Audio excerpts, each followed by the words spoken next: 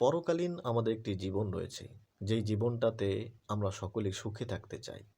কিন্তু পরকালে সুখে থাকতে হলে আমাদের আমলের মাত্রাটাও, আমলের পরিমাণটাও সেই রকম হওয়া চাই।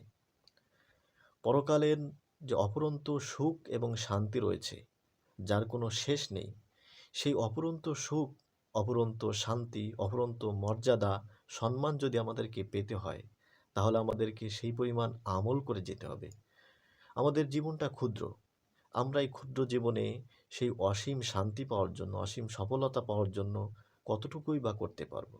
কিন্তু আল্লাহ তাআলা মেহেরবানি করে, দয়া করে আমাদেরকে এই মাসটি দিয়েছেন, যেন আমরা এই একটি মাসকে কাজে লাগিয়েই আমরা বিরাট একটা অ্যামাউন্ট, বিরাট একটা পুঁজি অর্জন করতে পারি, যা দিয়ে আমরা পরকালে অফুরন্ত সুখ পেতে পারবো, পরকালীন অফুরন্ত সফলতা আমরা অর্জন করতে পারবো।